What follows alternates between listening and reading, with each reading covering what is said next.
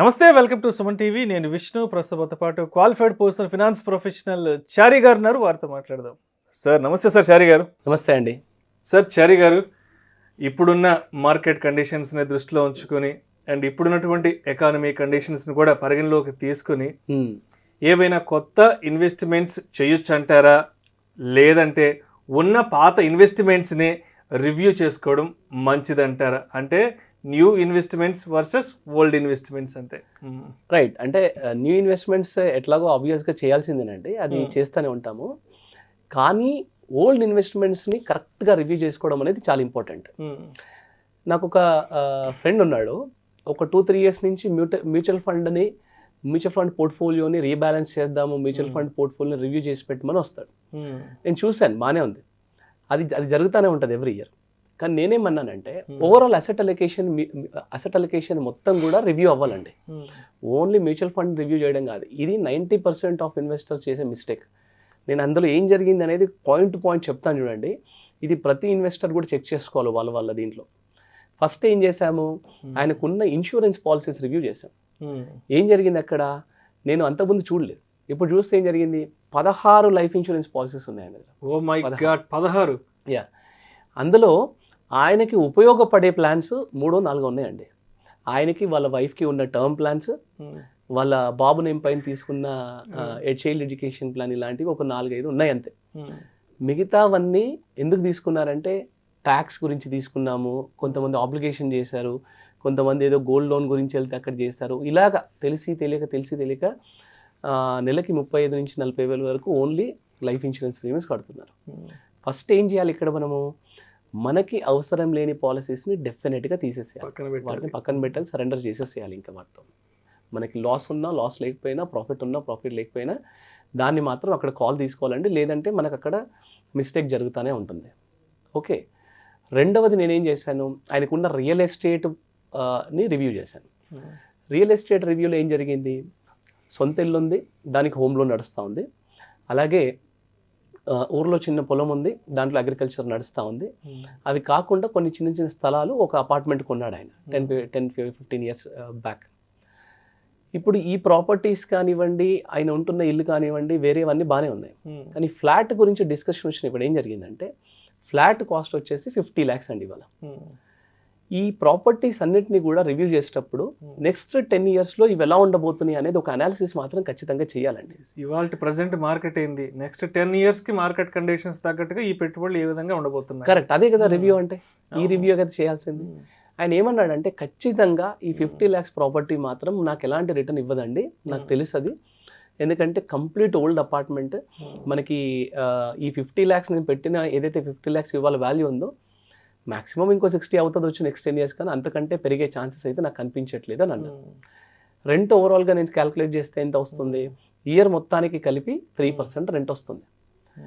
నేను అన్నాను 50 lakhs మీరు యావరేజ్గా మళ్ళీ అది తీసి రియల్ ఎస్టేట్లో పెట్టినా, లేదా వేరే అదర్ ఇన్స్ట్రుమెంట్ మ్యూచువల్ ఫండ్స్ లాంటి దాంట్లో పెట్టినా, యావరేజ్గా మీకు 12% రిటర్న్ వేసుకున్నా నెక్స్ట్ 10 yearsలో 50 lakhs కాస్త 1.45 crores అవుతుందండి.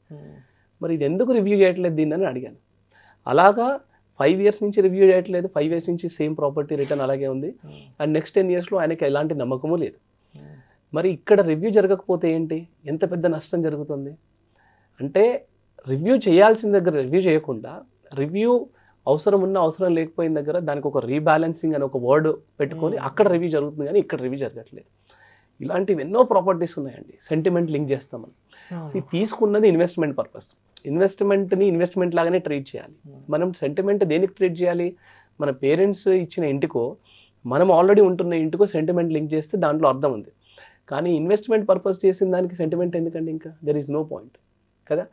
ఇలాంటి వాటి దగ్గర రివ్యూ ఖచ్చితంగా జరగాలి. ఓకే. మూడోది ఏం చేశాను, ఆయనకున్న గ్యారంటీడ్ ప్లాన్స్ రివ్యూ చేశాను. కొంతవరకు ఎవ్రీ మంత్ ఎంప్లాయీ ప్రావిడెంట్ ఫండ్లో వెళ్తుంది, అదొక మంచి సైజబుల్ కార్పస్ ఉంది అక్కడ. తర్వాత ఆయన పీపీఎఫ్ కూడా కడుతున్నారు, అది కూడా మంచిదే, మంచి కార్పస్ ఉంది అక్కడ. 25 lakhs ఎఫ్డీలో పెట్టుకొని కూర్చున్నారు. ఇది ఎందుకు పెట్టారు, ఎప్పటి నుంచి పెట్టారంటే గత 5 years నుంచి అలాగే ఉంది, అండ్ ఇది ఏదో ఊరికి ఏదైనా ఎమర్జెన్సీ ఫండ్ ఉంటుంది కదా అని పెట్టాను. ఎమర్జెన్సీ ఫండ్, గ్యారంటీడ్ ఇన్వెస్ట్మెంట్ బాగానే జరుగుతున్నాయి. ఎమర్జెన్సీ ఫండ్ అంటే ఏంటి, మనకి 6 months మాక్సిమం 6 months ఖర్చులు. ఒక ₹1,00,000 ఎవ్రీ మంత్ ఖర్చు అనుకున్నా, ఒక 6 months ఖర్చులు 7 months ఖర్చులు మనము ఎఫ్డీలో కానీ లిక్విడ్ ఫండ్లో కానీ పార్క్ చేయాలి. సేఫ్ సైడ్లో పార్క్ చేసి పెట్టుకోవాలి. మిగతాది మీరు బాగా కన్జర్వేటివ్ ఇన్వెస్టర్ అయినా కానీ మీరు నార్మల్ బ్యాలెన్స్ ఫండ్లోనే పెట్టుకోవచ్చు. అది మీకు 9 to 10% రిటర్న్ వర్కౌట్ అవుతుంది. అలా కాకుండా ఎఫ్డీలో పెట్టుకొని కూర్చున్నారు, దానికి రివ్యూ లేదు. ఓకే, ఇక్కడ జరగాలి actual review. Okay, and 4th పాయింట్లో నేను ఏం చూశాను, చిట్టీలు కడుతున్నారు. 40,000 చిట్టీలు కడుతున్నారు. ఎప్పుడు లిఫ్ట్ చేస్తారో తెలియదు. అందులోంచి కొంతవరకు గోల్డ్ కొన్నారు, మిగతా డబ్బులని వేస్ట్ అయ్యాయి. అసలు ఎందుకు కడుతున్నారో ఒక పర్పస్ లేదు.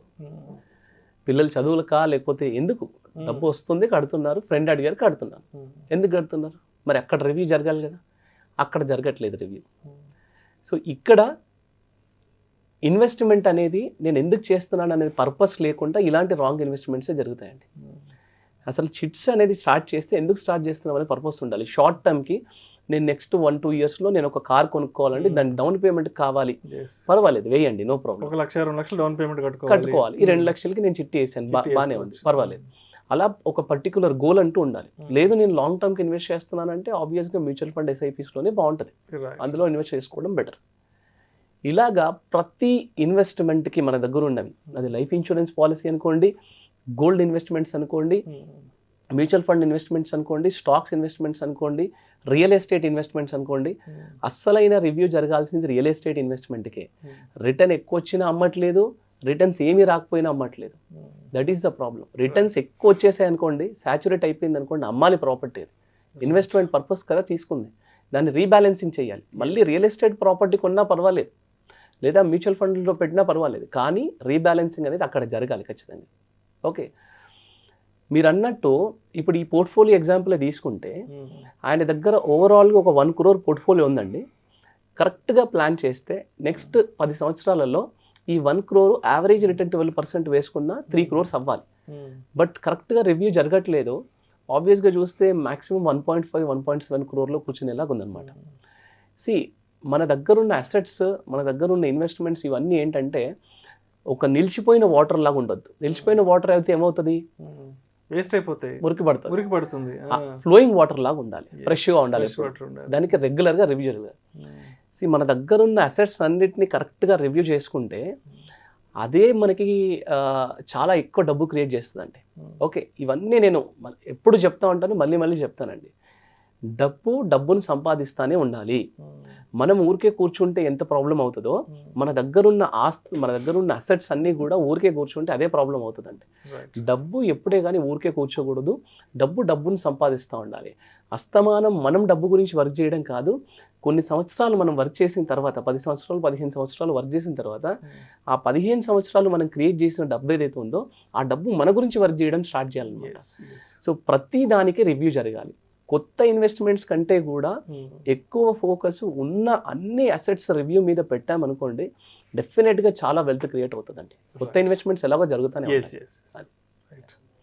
థ్యాంక్ యూ సో మచ్ చారి గారు. థ్యాంక్స్ అండి. ఇప్పుడున్న మార్కెట్ కండిషన్స్ని, ఎకానమీ కండిషన్స్ని దృష్టిలో పెట్టుకొని కొత్త ఇన్వెస్ట్మెంట్స్ ఎంతవరకు చేసుకోవచ్చు, అదేవిధంగా పాత ఇన్వెస్ట్మెంట్స్ని ఏ విధంగా రివ్యూ చేసుకోవాలి అనే అంశం గురించి మీ విశ్లేషణ చాలా చక్కగా తెలియజేశారు. Thank you so much sir. Thanks అండి. నమస్తే. సుమన్ టీవీలో మీ పర్సనల్ అండ్ బిజినెస్ ప్రమోషన్స్ కోసం కింది నెంబర్కి కాంటాక్ట్ చేయండి.